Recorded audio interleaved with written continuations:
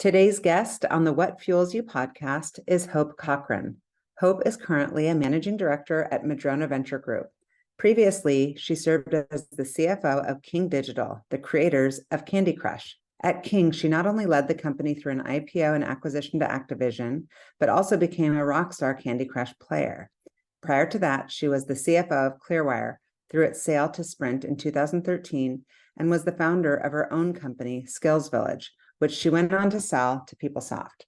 In 2013, Fortune named her to the top 10 most powerful women in gaming, and in 2018, Women's Inc. named her most influential corporate director. She is also on the boards of 3 public companies, Hasbro, MongoDB, and New Relic. Hope has a passion for the arts and holds a BA in economics and a BA in music opera from Stanford University. Welcome, Hope. So good to see you. So great to be here. Thank you, Shauna. Yeah. Okay, I'm going to hit you with some rapid fire. I'm curious, what's the first thing you do when you wake up? The Wordle. Oh, me too. What is the first concert that you ever attended? Amy Grant. Oh, nice. What's your favorite instrument? Well, I was a music major in college, and I was an opera singer. So I have to say my vocal cords are my favorite instrument. Do you sing still? I don't sing that much anymore. I sang on the stage through about 30 years old when I had my first child. Do you miss it? No. Did you get super nervous? I was really good at flipping a switch, and I would say that I still am. I often talk about the fact that in college, I majored in music. I also majored in econ. I think economics got me job interviews, and my music major is actually the skills I use. And, I think about like practice makes perfect. I'm never unprepared for anything. The thought of going on stage and singing an aria when you didn't know every nuance is just frightening. The ability to put the switch on, like I have to perform right now. And I am just going to do that, regardless of what's happening at home, how tired I am, all those things. There's a switch that goes on and I am on go mode. And then just the ability to command a room, just to speak with authority on a topic, I think is something I gained with my years on the stage. Oh, 100%. I would totally agree with that. What are some other hidden talents or things that you find as your kind of sweet spot? I do spend many hours on a horse. What's your horse's name? Stella. Oh, yeah. And how old is Stella? She's 15, which for a horse is kind of middle age. Yeah. And yeah, I just find a lot of relaxation. It's like the one time I don't look at my phone. I don't have my phone with me when I'm writing. It's also something that I feel responsible and a little obligated for this creature. So I make sure I do it consistently. Like I wouldn't put it off. Like if it was the gym, I would probably say, oh, I'm not going to go today because I'm too busy, but I don't do that with horses because I feel the obligation towards the creature. And it's just lovely to be outside. Oh, I'm sure. So what words would your kids use to describe you? Tireless. If it's my kids, probably slightly annoying, as I don't let them get away with much, and persistent. And how old are the kids? I have a 22-year-old, a 19-year-old, and a 15-year-old. That's amazing. Is there anything that you've watched or listened to or read recently that you would recommend? I just really enjoyed getting through the 5 seasons of The Amazing Mrs. Maisel. Oh, yeah. Well, I was obsessed and then I kind of lost interest at like season 3. I guess I should muscle through. I would actually tell you that I piddled around with 1, 2, and 3 because they were cute and fun and lighthearted. Season 5 was really phenomenal. Okay, I'll push through. I'm in. So tell me everything. Where are you from and what was your childhood like? I am from a wonderful family. I'm very blessed. I did move 9 times before I went to college. And so I very much view that as part of my upbringing, adjusting to different places. And really, it was about my father's career. He was in the military, and then just, he was an ambitious executive. And so we moved with companies. But we landed in the Pacific Northwest. And so I've always thought of myself as a Pacific Northwester, whether that be Portland or Gig Harbor. And then I went to school in California and knew I wanted to get back to the Pacific Northwest. And my family has pretty much migrated to the Seattle region. But we really spent my childhood all over the country. Family was just an enormous trait and quality that was instilled in us, very close to our cousins and our aunts, and family gatherings are required. That's not an option. And I very much am grateful for all of that. So now with my family here in the Pacific Northwest, I've got my 3 kids. My sister has 4. My brother has 2 kids. We really make it a priority to get together and have all of our children know each other and be part of this larger ecosystem of family. I love that. So I'm guessing you and your siblings are probably pretty resilient and determined, and you have to be somewhat, even if you're faking it, extroverted if you move that many times. That's interesting, because I am definitely an introvert. Right, but like the faking it extrovert, like you have to put yourself out there. You do. I think that comes back to my life on the stage. I'm quite good at turning it on. And I think a lot of people interpret that I'm an extrovert, but I am absolutely not. I will always go and hibernate when I can, if it's up to me.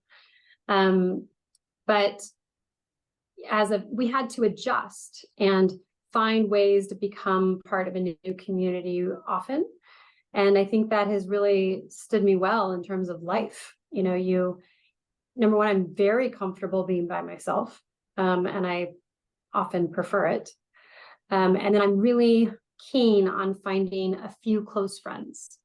And I will tell you that as I think about my different places I've lived, different stages of life, I always have about 1 or 2 dear, dear friends that I will never let go, but I don't have massive amounts of friends from each of those times.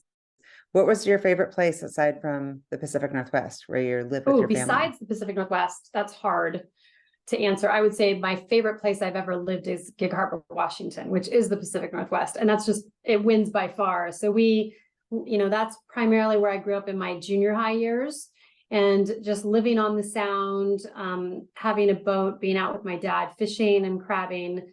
And then I mentioned I love horses. We had our barn like right next to there. And so I would be right with my horses and ride them in the Sound. And it was just a remarkable place to be a child. Oh, it sounds idyllic, 100%. Yeah. How do you think part of that upbringing influenced your values, I guess, just your approach to life and your approach to leadership? When I think of my approach to leadership and my career today, I am very much my father's daughter. My dad has always been a public company executive, and I loved talking with him about it. And I think back to nuggets that he shared at the dinner table, and just having that pattern in our life is something that, I really learned from and took with me. And I think that if I could be a leader like my father, I would be proud. That's great. Is he still alive? Yes. And so is he a go-to for you? Like when you're making big life decisions, do you have your little like advisory committee? I do. Yes. And I think in today's world, we call them mentors. I have a lot of opinions about the word mentor, meaning I feel like it's very hard to be matched. I feel like people are always trying to match make mentors. My mentors in my career have been very natural. My father has clearly been one of them. He's a little bit more, I would just say, a different generation, and his business principles are very much rooted in sound financial judgment. Likes and users aren't his metric. It's EBITDA and financials and unit economics, right? Well, that makes sense as an investor. Right. So he always brought me back to okay, this internet craze, what is this? Like, how does it make money? Well, Dad, we're not worried about making money. We're worried about people coming to our website. No, you have to figure out how to make money, so he would always remind me of what actually drives a company. But throughout my history, I've had wonderful, wonderful people that I've worked for. I've also had really bad people that I've worked for. I think you learn equally from both. And I will often, like when I have a question in my mind or a tough employee situation where I'm trying to give a difficult message, I'll go back to, okay, what would David Obershaw do? Like he was one of my bosses who was just really talented at this, or how would John Stanton handle this decision-making process? So these are some of the people that, I view in my small circle of, I would really love to be more like them and learn from them, and I'll text them and pick up the phone at any moment. So I feel really blessed. Super organic versus this like official, like, hi, nice to meet you. Will you be my mentor? It's so random. Right. I'm the same way. Yeah. And I agree with you. So I'm guessing you were probably pretty good at school because you went to Stanford, and from Gig Harbor, who was the one kind of exposing you to all of your options? Right. Well, so I was in high school in Portland by that time, and I was with a fairly ambitious high school, public high school, but Lake Ridge. I feel very fortunate to have gotten into Stanford. My children now, who are all either in college or thinking through the college process, remind me, because they looked it up, that the year I got into Stanford was the highest acceptance rate ever. That's awesome. So they like to remind me of that regularly. I feel incredibly fortunate that worked out, and that's where I ended up. I would say, Stanford, I knew that it was a flyer. I think it always is a flyer, meaning, they get so many fabulous applications, and then at some point it's a coin toss. So the coin toss went my way. And I do think it helped in my college aspirations. I went to all the schools and I sang, I did an audition, and not that Stanford is a music school, but I think that just makes you, it puts a little weight on your application. There's something you did really well. I was also the number one mezzo in the US at the time. I won the US competition for mezzo sopranos. So that helps. Oh my gosh, that's amazing. Yeah. That's super cool. Are any of your kids musical? No. My son, he cannot even carry a tune. My middle, she can, but maybe the voice quality isn't there. Hopefully they're not listening to this.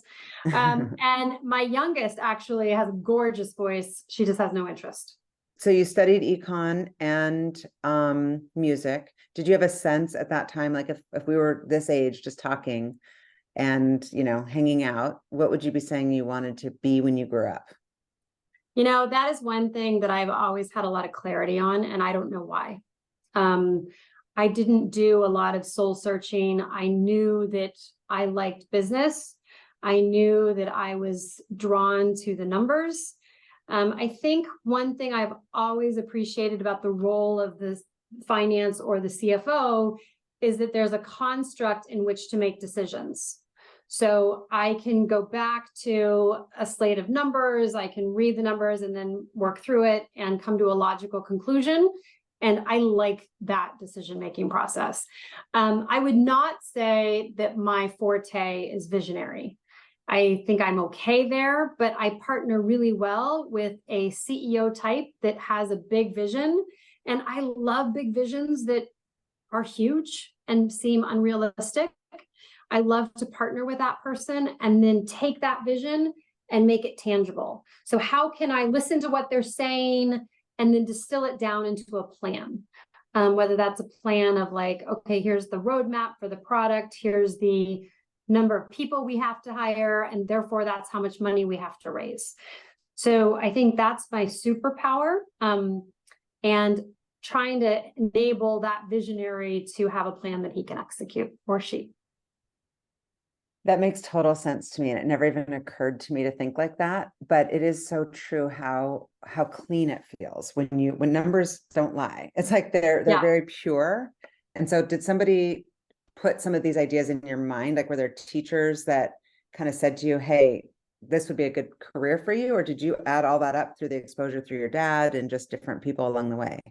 Yeah, no one really had that one-on-one conversation with me. I just think it was the environment that I grew up in.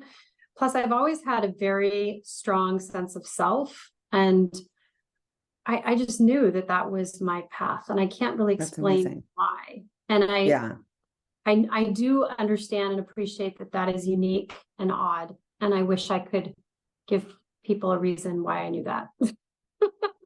I even wrote an essay in 6th grade that my mother saved that said I was going to major in music and economics, and then I was going to work in business. That's crazy.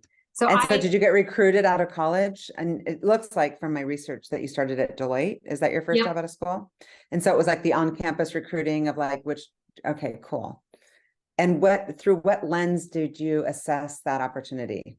Like when you're young, are you thinking people and impact and those types of things that we talk about today? Or were you just like, oh, I like the location and the pay? Like, it's so simple when you're younger. I wasn't thinking those things. I was thinking that, and I went into accounting at Deloitte, that I really wanted to join a company like that because, number one, I could see a lot of things very quickly. When you're at one of those big firms, you move from company to company. I didn't know what industry I'd be interested in. So I liked the idea of moving environments. I also appreciated the fact that they give you a lot of responsibility really early. So within 2 years, you're running the projects yourself and people are working for you. And I was hungry for that. I wanted to be in charge pretty quickly. So I liked those aspects about that career. I also tell people today that they're just great training grounds. They teach you how to 100%. manage your time and how to operate in a professional way. Like they're just great classic training grounds. So I'm really grateful for my time there. I could not agree more. And in all the interviews that I've done, obviously through recruiting for 30 years, but also just even in the podcast, those foundations, whether it's like, accounting or consulting or investment banking, where there's structure and there's exposure and there's discipline, it gives you such a foundation and just also a way to look at other opportunities after that. But it's not that typical that somebody would leave and start their own company so young. Like that was really cool. I didn't know that about you until I started this research. So tell me about, it's called SkillsVillage. Yes, and that was a few companies later. So I left for a tech company called Red Pepper Software. I did fall in love with the tech industry, which wasn't surprising because I was in the Silicon Valley. So that's what I was surrounded by. But I loved the idea of really, I just wanted responsibility early. I would say that's what I was drawn to. And in the tech industry, because it was growing so fast, they were giving younger people more responsibility. So I was able to get a role as, an international controller at the age of 26 at Red Pepper Software. And I was devastated because day 2 of my first day of employment, PeopleSoft announced that they were acquiring us. And I thought all my plans about being an entrepreneur just got killed and my career was dead. Oh, no. I thought I was, I had it all figured out. Of course, it ended up being fabulous because PeopleSoft was a larger company, but also so well run and so many things to learn there early stage in my career. So I gained a tremendous amount of skills working with PeopleSoft for several years. And while I was there, they put me on a team or a committee, whatever you want to call it, to look at areas that they could grow as a company, because they were very strong in HR software and were expanding out. And so one of the areas that my team and I identified was the management of contract labor. So PeopleSoft was really strong in HR labor, but not really for those that used hourly workers or that type of thing. And quite frankly, PeopleSoft didn't have the capacity to pursue that. And so we were antsy and they gave us the blessing to leave the company and start our own company. And that was SkillsVillage. And so, I did that kind of my late 20s and I did it with a friend. And I always say that's the best way to get a C title is you give it to yourself. So exactly. I gave myself the chief financial title and he was the CEO. And, we didn't know what we didn't know, which is a blessing, really. You just run forward and you sort it out. And we raised some money and we built the company. We built it to 10 million in revenue or so. And ultimately PeopleSoft bought it. That's amazing. It's like it comes full circle back to PeopleSoft. Well, we knew they didn't have it. Yeah, right? That's super cool. That's amazing that they let you leave to go do it. It is actually. I think back to that. And again, I think everyone was just running so fast that they didn't really think about it. So yeah. What year was this around? Because I think that I was because PeopleSoft was a client of mine in San Francisco. So we started the company in 98 and sold it in 2000. I think we actually spanned 3 years, but it was right. In 2000, it was a scary acquisition because they offered to buy us before the crash. SAP was also interested in buying us, so we had a little bit of a bidding situation, which was wonderful. And then the market crashed between term sheet and acquisition. And I just remember just being so nervous. But it went through. But you got it done. That's amazing. And so who do you, I mean, obviously you're great with numbers. You can look at the numbers in this type of deal, but having never done a deal before like this, at least if it were me, who did you go to? Like, was it your dad? Were there others? It sounds like you're very resourced. Like, I know who to go to for what, and I don't go to everybody for everything. I go to the right person. And so who helped navigate that for you? I don't know who helped navigate. I mean, my CEO and I did it together. He was a great partner. He knew PeopleSoft. He was kind of a generation older. He knew PeopleSoft well. So I give a lot of the negotiation kudos to him. But there is a lot of learning on the job. And I always remind young entrepreneurs that, you raise money and it is a specific skill set. It's a specific language. 100%. And it's okay that you don't know it, right? So one of my favorite memories was we were raising money, and one of the VCs, who ended up being the one we took the money from, handed me a term sheet in person and wanted to walk me through it and basically negotiate with me right there in person. Now, as I look back on that, I know what I should have done, which is listen and then send it to my lawyer. But I didn't know that at the time. I was like, I have to look like I'm sophisticated and know what I'm doing.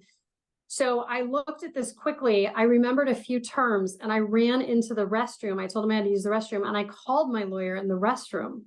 And I was like, what is participating preferred? I don't know what should I be negotiating for? What is, she gave me this debrief really, really quickly.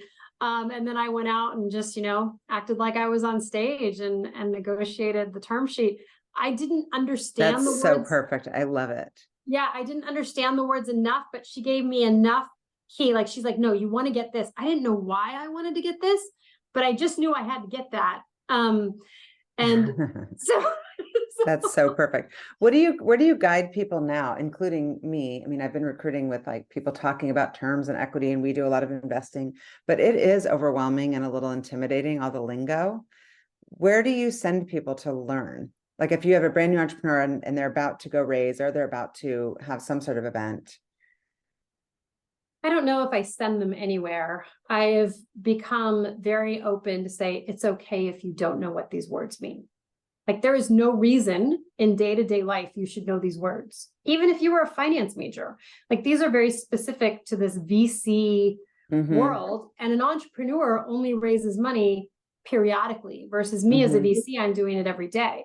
So it's okay that they don't know these words, and you should take a moment and take it back and work with your lawyers and learn them, and don't respond to me right away. So I actually view that when I think back to that moment and me running into the bathroom, that VC was somewhat doing me a disservice. They were hotboxing you. Yeah, he knew I didn't know. There was no way I would have known. He should have given me the grace to say, I'm going to give this to you and you should go back and like, but anyways, yes, I managed 100%. through it. Yeah. But that is what I would tell any entrepreneur to do today. So you were at PeopleSoft. Would love to know, you've worked for some amazing companies. What of those, I mean, I guess they all are building blocks, but are there any that stand out as like, this is when I really did the most growing? Or, if I were to go start a company today, I would emulate the values of this company, or like some key takeaways that you've had through your career. Yeah. two different questions, really. Yes.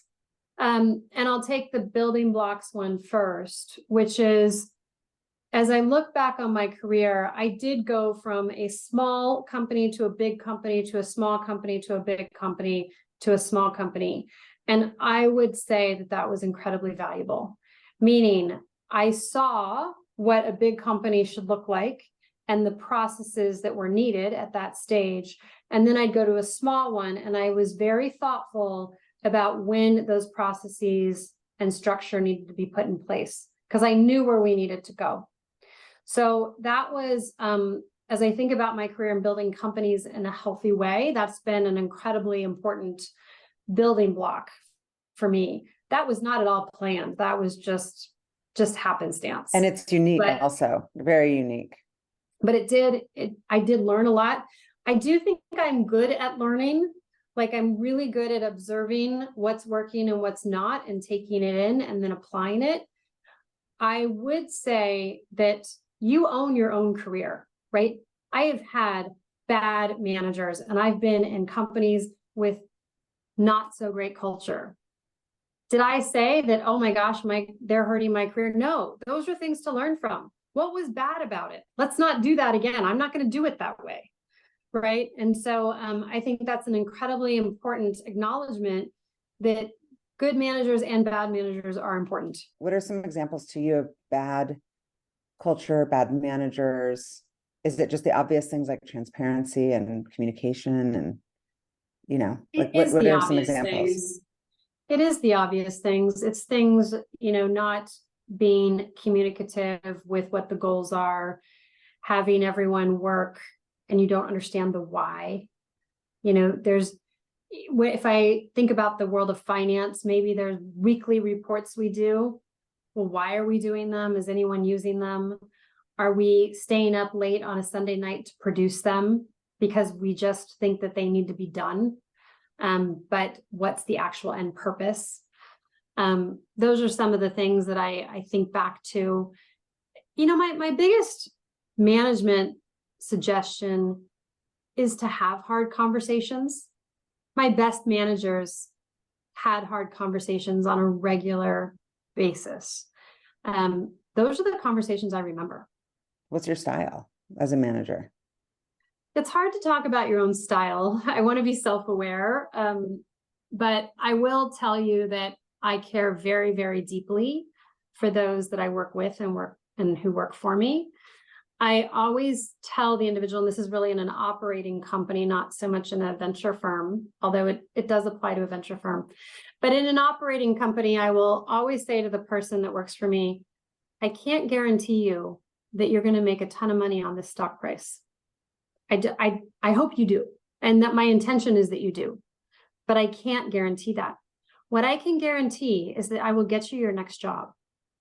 And let's brainstorm about what that should be and how we can round out your skill set such that you get it while you're here.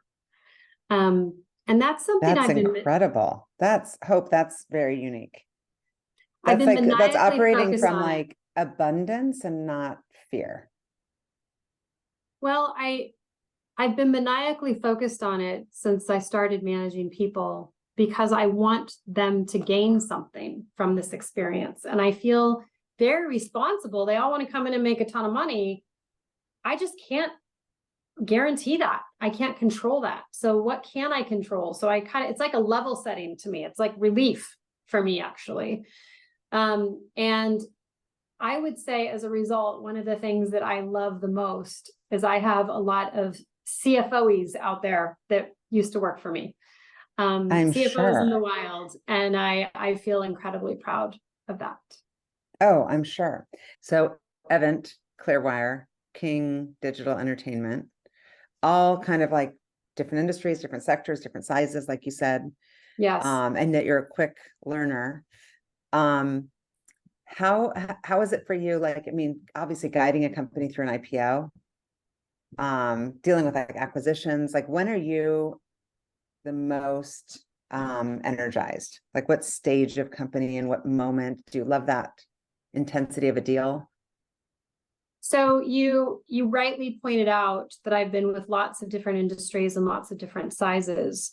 And often people struggle to find the continuity in my career, besides the fact that it's always been CFO, right? So in my mind, there is huge continuity in my career because I lived it. And the continuity is chaos. And I just love chaos. So where do I thrive? I thrive when there's a mess and that it has to be wrangled. And there's a big prize. I only love companies that are going after a big thing that sounds hard. Every job I've ever taken, I knew I would take it because I wasn't sure if I could do it. Yeah, that's awesome. That's That's what fantastic. excited me. And in fact, it was really brought home to me when I moved from the Bay Area to Seattle. I had been a CFO of venture-backed firms at that point, Avant, you pointed out, and SkillsVillage. So when I moved up here, I met with VCs and they had me meet with their companies, and I met with a lot of Series B companies, and they needed to raise money. And I just was like, yeah, I know how to do that. Yep, I can do that. I've done it before. I wasn't interested in any of them. I just didn't want to do it a second time. The one that I knew I would take the job was I met with Craig McCaw about Clearwire, didn't know anything about telecom. I didn't know what spectrum was. I didn't know that there was stuff in the air that transmitted things. And I sat there across from Craig McCaw and he told me about how he was going to provide data to the world through the air. And I was like, yeah, that sounds fun. Like, that sounds crazy and crazy fun. It sounds crazy. And he was needing to raise money on the big capital markets. At that point, I'd only done venture-backed, markets. And it was high risk, high reward. And that's the type of stuff I love. I love like a huge TAM, a huge market, something that could either crash and burn or be amazing. And those are the things that I tend to run towards. I love that. So it's like the adventure. And if you were like listening as a fly on the wall and people were talking about you, good or bad, what would you want them to say that's good? And what would you be like, oh no, if they said that you like misunderstood bad?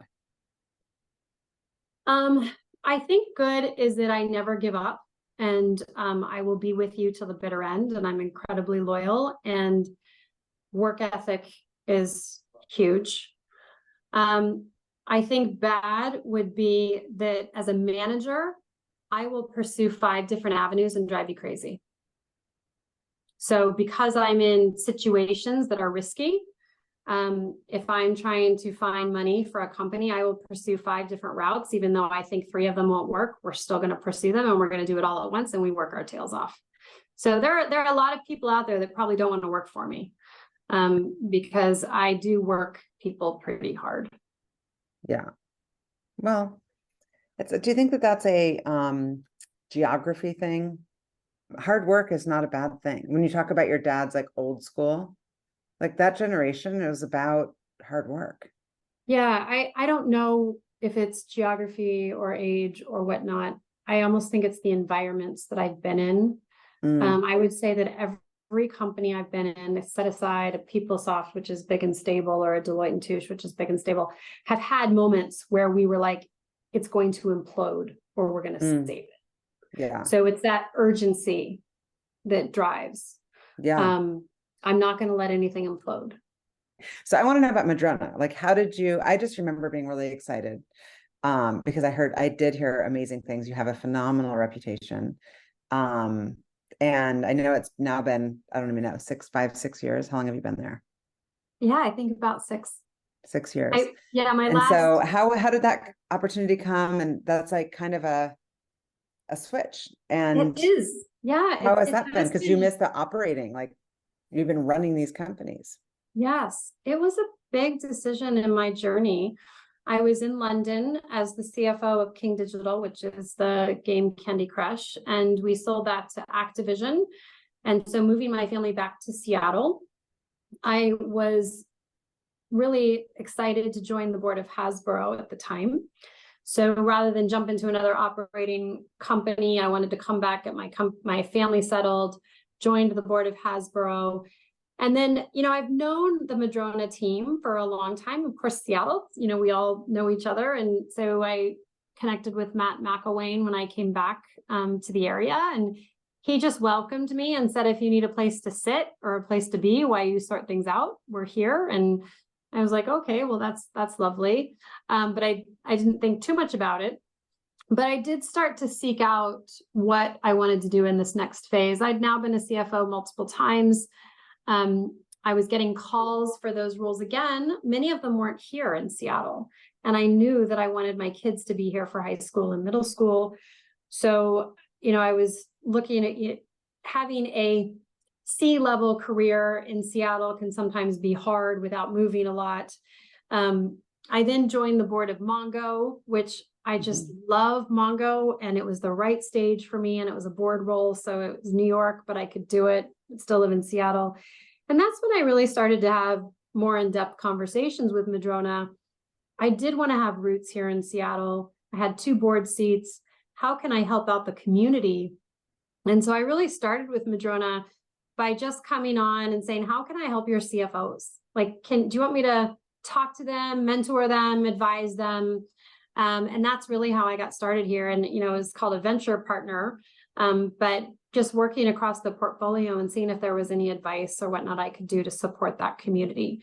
And so I really got to know the venture side of the business, the culture at Madrona, and just really feeling like part of the team. And that migrated into a full investing role. And wow. And so I'm sure you found it really rewarding, and obviously everyone in the portfolio, to get your wisdom on the role of CFO through everything that you've been through. But investing is like a whole, it's a whole other thing. What do you find most fulfilling about the role as an investor, and what's the hardest part? Yeah, I would say that I anticipated it would be a natural extension of my career. And it has been less of a natural extension of my career than I anticipated. It's been more of a learning curve than I expected. And I welcomed that learning curve, but it has pushed me. What I love about it is building companies. So that is my natural instinct. I feel like I know all stages of companies, from building my own to being in big ones to watching them grow and when to put in certain things at certain times. I love working with CEOs that are hungry, and I can really collaborate with them. And it's such a hard job being a CEO of a startup. And so, I fully feel that and can empathize with them. So I love that aspect of this job. I think what is harder for me is that Madrona is an absolutely team-oriented environment, which is unique in venture. And yet it's still not, we're not structured like a corporation. It's not like you have a group of people that report to you and you report to them and you have a mission. It's much more of an individualized sport. And just having that confidence in yourself to make your own decisions and to have the conviction that this is a company you want to branch out for and make that investment, that has been a little bit more of a stretch for me. Yeah. Walk me through, for people who don't know. I'm guessing people do that are listening, but what is the process of investing in a company? Like, what's the first thing that happens? How does deal flow come to you versus Matt versus Tim? And then what's the process for making a decision to invest? Yeah. And I'll speak from Madrona's perspective. And I just want to clarify that, because every venture firm has their own culture and their own way of doing that. And I would encourage any entrepreneur to ask that question of the VC they're talking to, because I think it's important to understand that. It's not meant to be opaque or confusing. So, as I think about how do I find deals, I had to learn that. So, what I had to understand was that I could get kind of any deal flow that happened to stumble in my door, but they were often in areas that I didn't know anything about.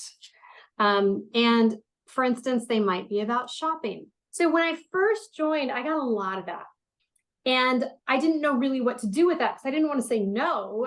That felt rude, but I was, kind of stumbling into things I didn't really know about. So one thing I learned was to use media, whether, because I do a lot of speaking, so I'll be on panels at conferences or something, and to be very clear to use that stage to say what I was interested in investing in.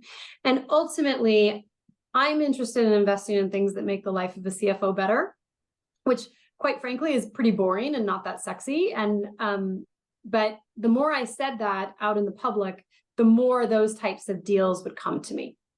And you know it, you could do it in your sleep. You're like, I know. Totally. I'm my like, gut I will see say the problem. yes. This is going to solve. The messiness of the back office is a real thing. And I've experienced it and lived it. So, that has helped me get the right types of companies. I've also become bolder in terms of saying, this isn't something I know about, and that's okay. Like, I'm not going to pretend, I'm not going to spend a lot of cycles learning a new area just because a deal But came what happens from there? Do you send it to another investor in Madrona or your friends and other venture funds? Yes, I will send it. So number one, Madrona has some investment theses, so it needs to be within that umbrella. And assuming it's within that umbrella, I will send it to one of my partners who might know more about that space than me. And so I've gotten better at doing that. The other thing I like entrepreneurs to realize is that, I maybe see 3 or 4 new companies a week, and I probably invest in 2 or 3 deals a year. And so some of it has nothing to do with them. It might be I'm just like did the math. I'm not that good, but in my mind, I'm like, that's like 0.75%. It's right. It's just hard. It's like less than 1%. And it could be dumb reasons. Like, it's a really busy week and I'm working on another deal and I just don't have the cycles for something else. I always try and handle every inbound with respect because I know they're all putting themselves on the line. But there are reasons that just have nothing to do with the entrepreneur. And that's just hard. So, just trying to sift through the deal flow and make good choices is something I'm always trying to get better at and smarter at. I think early on, when I say that the transition to VC was bigger than I thought as a transition, my natural instinct is to help people. Like, I've raised so much money. So when I would have someone come in and maybe I naturally liked them, but their pitch was bad, and I'd be like, well, I'm not going to invest in the company, but can I help you with your pitch? Well, then I realized I was spending cycles helping someone. And then when I ultimately said no, it was actually more painful to them.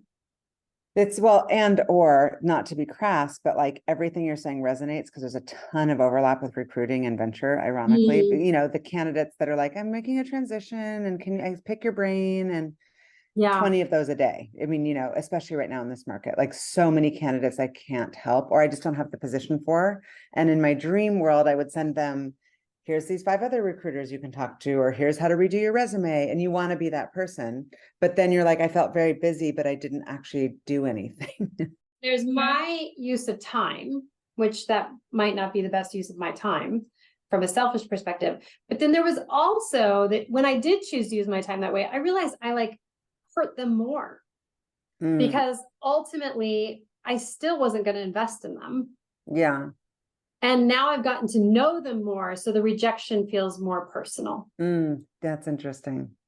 And so it took me kind of 6 months for that learning curve of maybe I can give some choice, pieces of advice in that initial meeting, but to not lead it to a second meeting. Yeah. And so given your numbers background and also being a person who wants to help and give back, what are your drivers for when it feels right? Yeah. And I just will remind everyone that Madrona really invests really early in companies. So they're seed companies. They're usually just a few people in the company. So very hard to be incredibly analytical because there's really not much to be analytical on. I would say that the first thing is it needs to be a big idea. So it needs to have a big market and it has the potential to be a big company. And the individual has to have a big vision. And just as important and maybe more important are the people themselves. So, because we invest so early on, we are going to be in this journey together for a long time. And there are going to be things that go wrong, and there are going to be trials and tribulations and hard conversations. And do I enjoy being with you and spending all those hours and in that investment in you as a person? And there's the old adage that a talented person can take an okay idea and still make it great. And an untalented person can't take a great idea and make it great. So, yes. So team, is number one, do I want to work with them? Number two, do they have the talent to do it? Is just such a key element in this. How about experience as far as, you said team, like obviously the person, the attitude, the aptitude, Yeah. but what about their, second time CEO versus first time CEO? I've done a mixture of both. I would say I do love to know that they have felt the problem they're solving.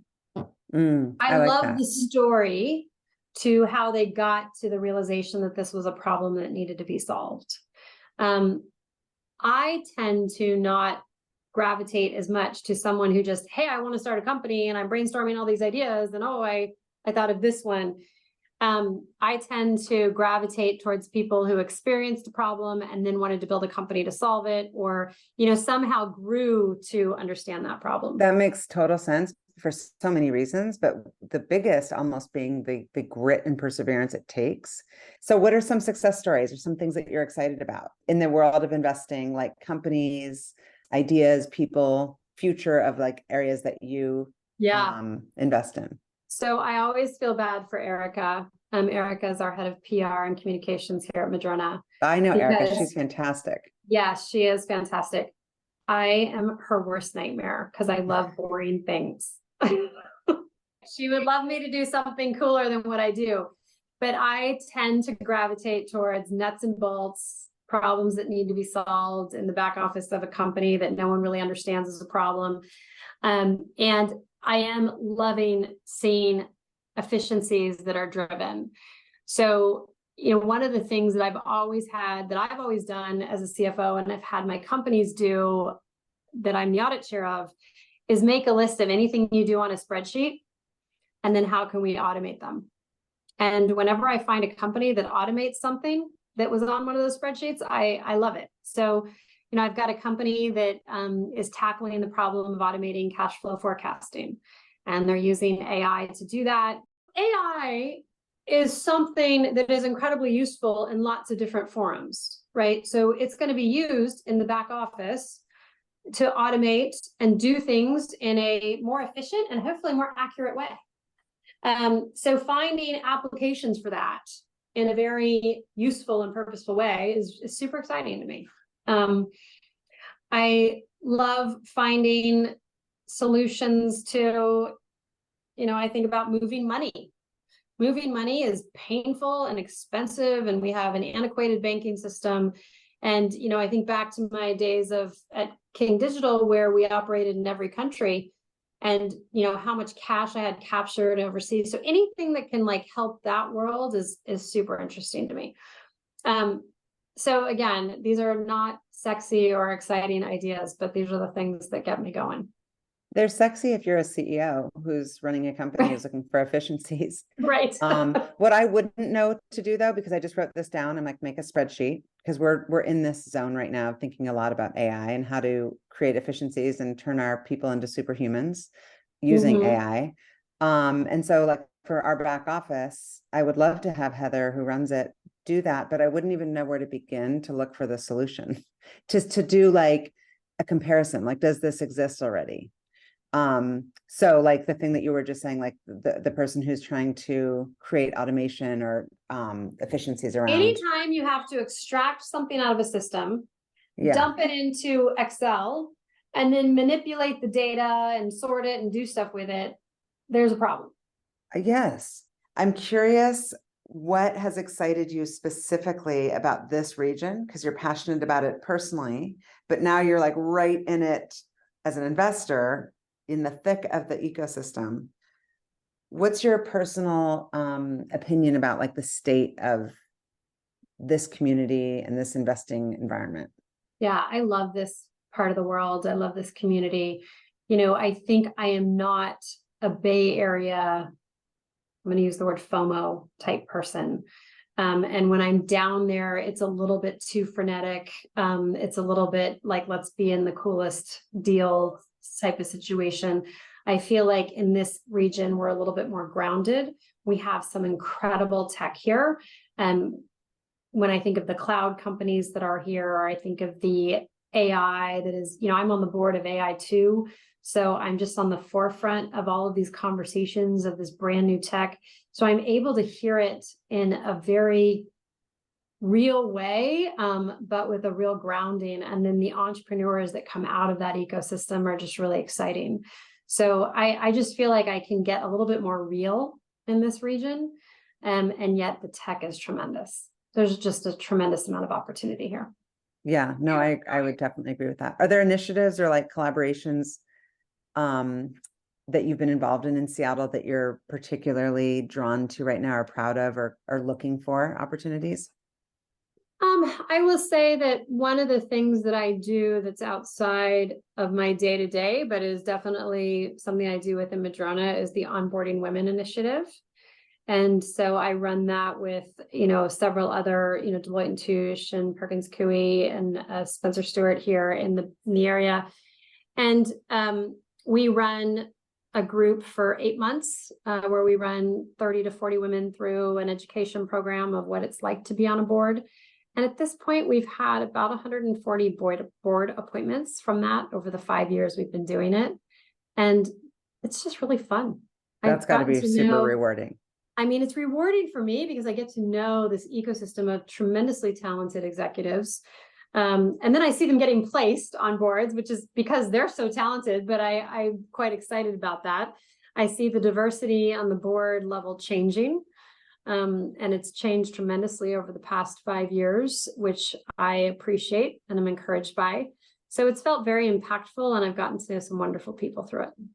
Are there certain skill sets that are like I'm sure you're on the audit committee, you're on the audit committee, they kind of put you into a lane, and are there certain ones? I've heard that role specifically gets kind of like a lot of applicants or a lot of people. Are there certain gaps where you're like, we need more women to be doing onboarding women that have this skill set? Is there a gap there?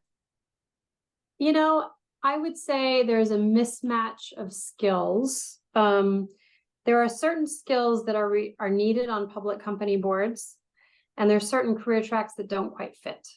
And what are some examples? Yeah, that's the hard truth. So for instance, on a normal tech company, we wouldn't have a GC on a board or general counsel. There's not usually a legal expertise on the board. And you have a lot of women GCs. So it's, that track, such amazing people, such an amazing talent, but probably not going to jump to be on a public company board unless it's a highly regulated industry that needs legal skills. But yet, product or engineering, go-to-market, finance, those are all skill sets that are needed on boards. And so those are the lanes, the swim lanes that we tend to look for. The thing I'm always reminding folks when they are looking to be on a board is that you need to be an expert in your area. It's the top job, right? So you're not going on a board to learn to the next level. You're going onto the board because you have wisdom to impart. So you need to be at a certain stage in your career where you were the head of the go-to-market organization, or you were the head of engineering, or you were the head of the finance role, and you're bringing that wisdom and knowledge to another environment.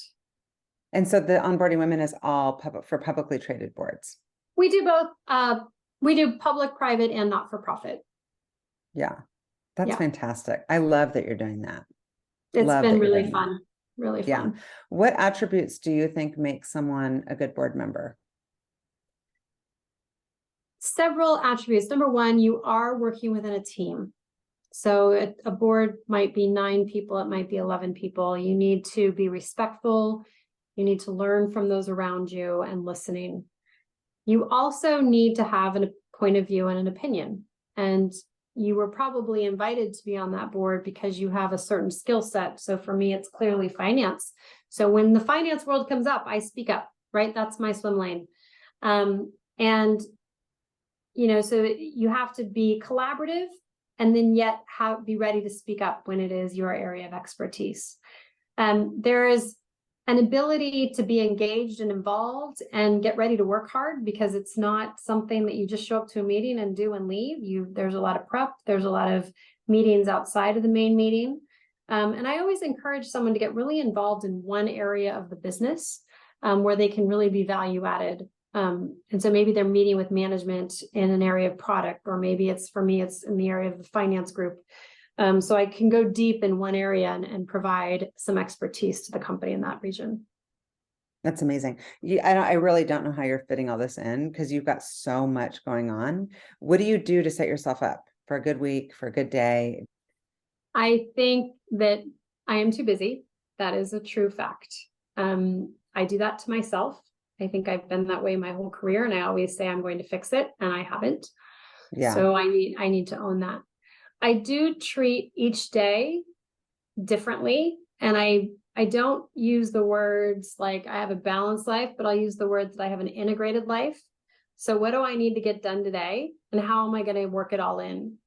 The things that bring me joy for my mental health are, my time with my family and my children. And we talked about being out on the horse periodically. So getting that time is important to me as well.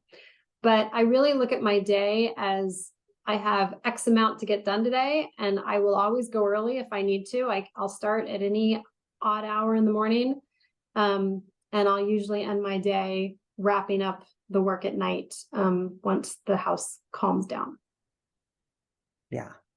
Well, I'm super inspired, I have to say. My ultimate question for you is, what fuels you? Being useful.